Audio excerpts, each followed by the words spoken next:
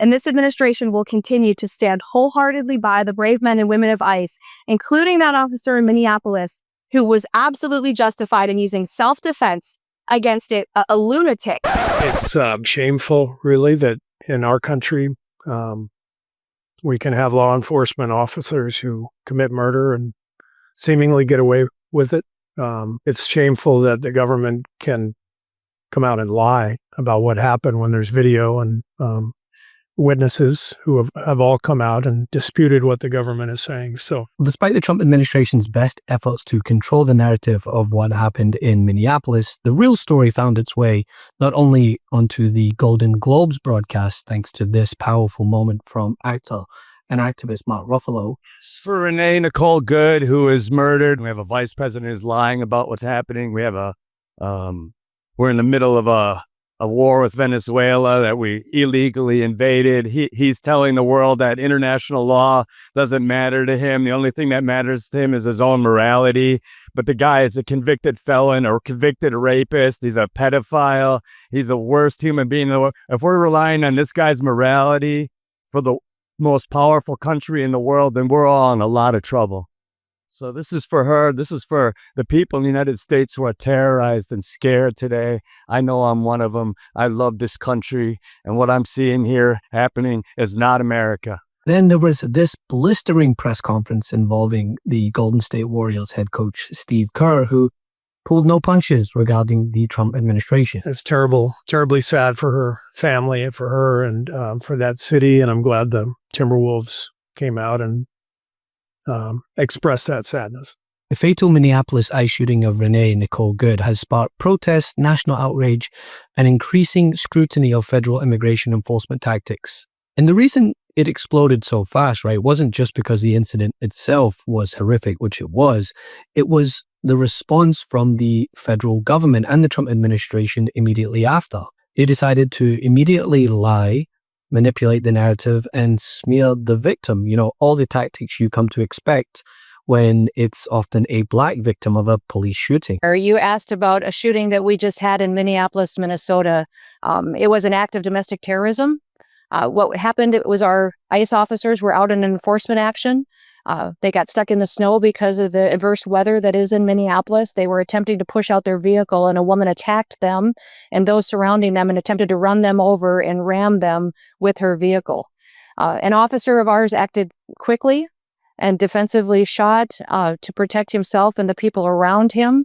And my understanding is that she was hit and is deceased. Against a lunatic who is part of a group, an organized group, to interject and to impede on law enforcement operations. And it's disgusting what we have seen from the left. Those are law enforcement officers being physically attacked. By this standard, would any of those officers be justified in shooting and killing the people causing them physical harm? Every single situation is going to rely on the situation those officers are on, that they know that when people are putting hands on them, when they are using weapons against them, when they are physically harming them, that they have the authority to arrest those individuals. The president pardoned every single one of those people.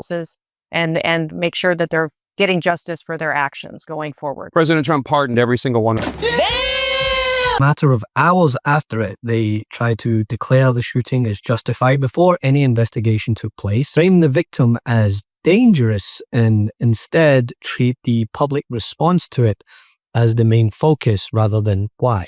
Before, of course, hindering a local investigation into the shooting, because, yeah, when you believe so vehemently that the shooting was justified, then why would you do everything possible to try to hinder an investigation into it? Wouldn't you let it happen? The AP is reporting right now that Minnesota investigators can't access evidence after the fatal ICE shooting and that the FBI won't work jointly on this probe. Can you confirm that?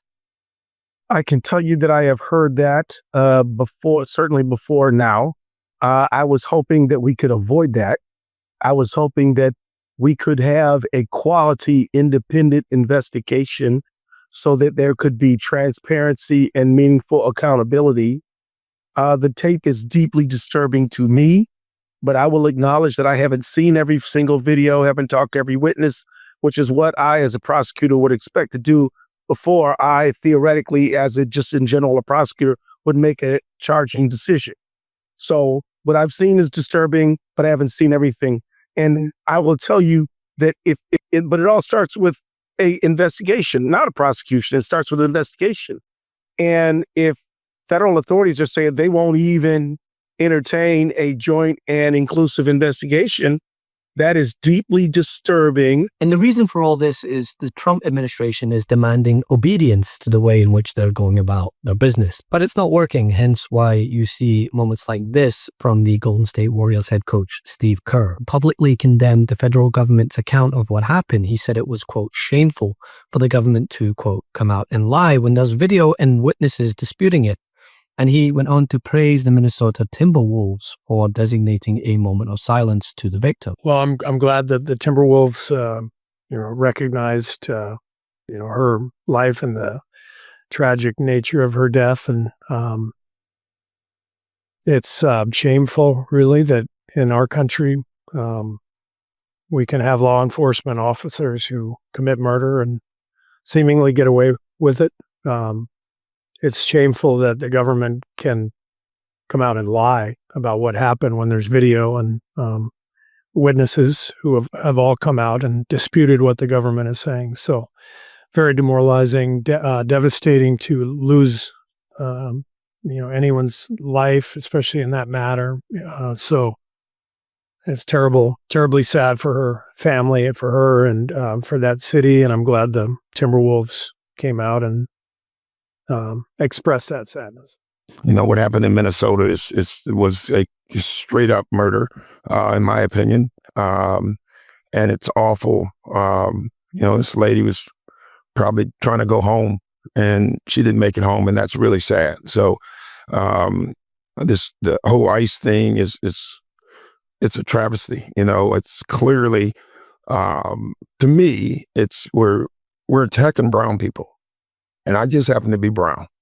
And I don't think it should just be brown people who are upset at this. I think we all have to be. I don't care what side of this thing you are on politically. What's going on in our country right now is absolutely wrong as far as the race stuff.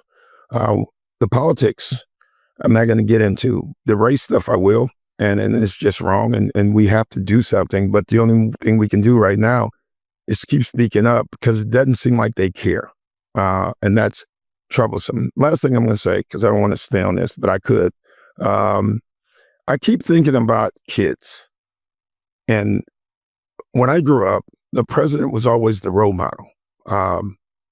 And I think about that and the effect of being a bully, lying. How is that good for our kids? And that worries me for our future. So the reason this matters is because Steve Kerr isn't speaking to Washington insiders. He's speaking to a completely different audience. He's speaking to millions of ordinary Americans who may not follow politics closely but understand the difference between accountability and a cover-up. And the condemnation isn't just cultural, it's actually institutional. In fact, DOJ civil rights officials reportedly resigned after leadership decided not to investigate the ICE shooting. At the same time, Minnesota and its largest cities have filed a suit against the federal government to stop the immigration crackdown, arguing constitutional violations. We need relief. We're asking the court for it. But the damage that we are suffering right now in Minneapolis is not limited to overtime costs. It's schools shutting down. It's businesses closing. It's people being afraid to go out and get groceries and therefore are going hungry. It's their inability to get money so that they're unable to pay rent. There is a snowball effect that is happening right here, and it's not just because we're in Minnesota and there's a lot of snow. The snowball effect is because what ICE is doing is intentional. This is intentionally putting us in a very difficult position that is not pro-business and is not pro-safety.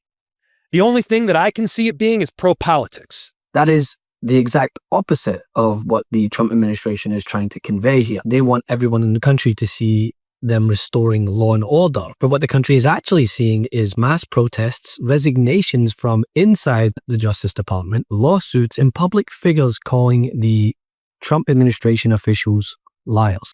Love this video? Support independent media and unlock exclusive content, ad-free videos, and custom emojis by becoming a paid member of our YouTube channel today. You can also gift memberships to others. Let's keep growing together.